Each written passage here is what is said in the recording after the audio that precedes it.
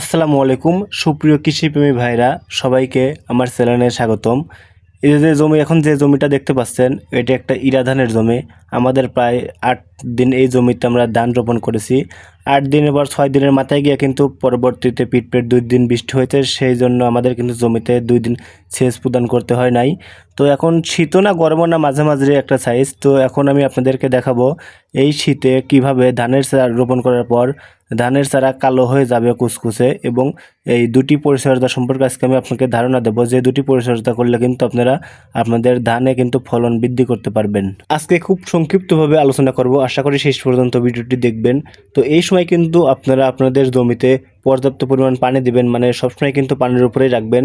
কখনো যিনি আপনাদের জমিতে পানি শুকিয়ে না যায়, পানি শুকিয়ে গেলে কিন্তু আপনার জমিতে গ্রোথ নষ্ট হয়ে যাবে, এবং এমনও হতে পারে যে চারা নষ্ট হয়ে যেতে পারে বা চারা মরেও যেতে পারে। আপনার জমিতে যদি পানি না থাকে তাহলে দেখতে পারবেন ধানের চারাগুলো কিন্তু হলুদ হয়ে যায়, মানে সে হলুদ হয়ে গিয়ে একবারে চিপটা লেগে যায়। আর আপনার জমিতে যেখানে দেখবেন পানি আছে সেখানে দেখবেন আপনাদের চারাগুলো সবুজ এবং সতেজভাবে থাকবে, এবং কোনো রকমভাবে লালচে দাগ মানে লালচে আকার ধারণ করবে না, কারণ সবসময় কিন্তু পানির উপরেই থাকবে সে।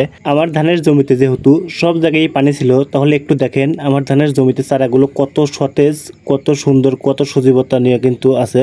আসলে আমার এই ধানের জমিতে কিন্তু আজকে 8ম দিন চলতেছে, মানে আজকে আমাদের ধানের চারা রোপণ করার 8 দিন হলো। তো যারা ইরা ধান চাষ করতেছেন অবশ্যই খেয়াল রাখবেন, ধান কিন্তু রোপণের দিন থেকে প্রায় 15 থেকে 20 দিন পর্যন্ত কিন্তু আপনারা আপনাদের জমিতে অবশ্যই পানি রাখবেন। শীত হোক বা গরম হোক, যে দিনই হোক না কেন আপনারা কিন্তু চারা রোপণের 15 থেকে 20 দিন পর শুধু পানির উপরে রাখবেন। 15 থেকে 20 দিন পর পর কিন্তু আপনারা পানি শুকাবেন, পানি দিবেন, পানি শুকাবেন, পানি দিবেন, এরকমভাবে কিন্তু কন্টিনিউ করে যাবেন। আপনারা কিন্তু ধানের চারা রোপণের কয়েকদিন পরেই কিন্তু হয়তো 4-5 দিন পরে কিন্তু আপনারা ওই ছত্রাক জনিত একটি কীটনাশক দিয়ে দিবেন। এটা হচ্ছে আপনার অ্যান্টাকল কিংবা ম্যানসার, দুটোর একটা দিলেই হবে। এই কীটনাশকটি প্রয়োগ করে দিলে কিন্তু সকল প্রকার ছত্রাকজনিত রোগ থেকে আপনাদের ধানের চারা কিন্তু রক্ষা পাবে। ধানের চারা রোপণের 4 দিন পরে কিন্তু আমি আমার জমিতে ছত্রাকনাশক একটি আপনার কীটনাশক প্রয়োগ করছিলাম। আমি প্রয়োগ করছিলাম হচ্ছে অ্যান্টাকল। আপনারা কিন্তু অ্যান্টাকলও প্রয়োগ করতে পারেন, আবার ওইটাও প্রয়োগ করতে পারেন। তবে আপনারা প্রতি 33% জমিতে 100 গ্রাম করে অ্যান্টাকল প্রয়োগ করবেন। অ্যান্টাকলে যে ব্যবহার করতে হবে এটা কিন্তু কোনো কথাই নয়, আপনারা চাইলে ম্যানসারও ব্যবহার করতে পারেন। তো ওই ম্যানসারও কিন্তু প্রতি 33% জমির জন্য 100 গ্রাম করে ব্যবহার করবেন, অর্থাৎ প্রতি শতাংশ জমিতে আপনারা 3 গ্রাম করে ম্যানসার অথবা অ্যান্টাকল ব্যবহার করবেন। ধানের চারা রোপণের পরপরই কিন্তু আপনারা এই স্প্রেটা করে দেবেন।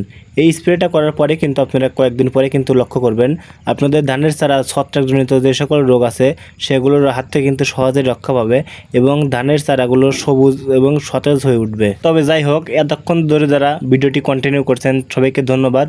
আর হ্যাঁ, এই চ্যানেলে কিন্তু শুধুমাত্র ধান, বিভিন্ন ধরনের ধানের জাত এবং ধানের চাষ এবং ধানের কীটনাশক, ধানের ভিটামিন সব মানে এই সকল সামগ্রী ভিডিও আপলোড করা হবে। চাইলে চ্যানেলটা সাবস্ক্রাইব করে রাখতে পারেন। ধন্যবাদ সবাইকে।